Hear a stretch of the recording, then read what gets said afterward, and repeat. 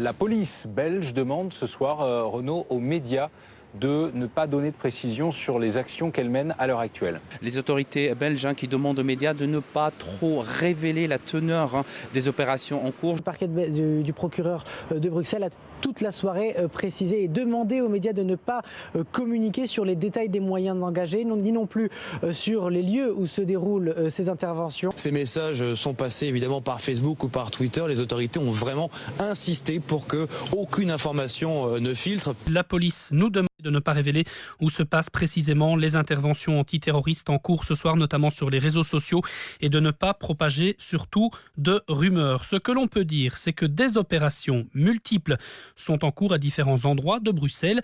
Nos envoyés spéciaux se trouvent un petit peu partout dans la capitale. Premier arrêt à Schaerbeek, on va retrouver Daniel Fontaine. Daniel, que voyez-vous, qu'entendez-vous autour de vous ? Eh bien, je peux vous dire qu'ici, une opération est en cours depuis environ 3 heures maintenant. Ça se passe dans une petite rue. Un important dispositif policier était déployé. Autre lieu de la capitale où il s'est passé quelque chose ce soir, une intervention, c'est à Molenbeek. Là aussi, on n'en dit pas plus. Sébastien Joris est sur place. Une opération a eu lieu là-bas, sans dire précisément où vous vous trouvez. Sébastien, que s'est-il passé ? Oui, une opération a eu lieu. D'ailleurs, des périmètres de sécurité sont toujours en place. Certaines rues sont fermées à tout passage. Radia Sadani, en savez-vous plus sur ce qu'il se passe ce soir dans la capitale ? La plus grande vigilance est de rigueur. La police fédérale demande expressément de ne pas mentionner les lieux où les opérations se déroulent.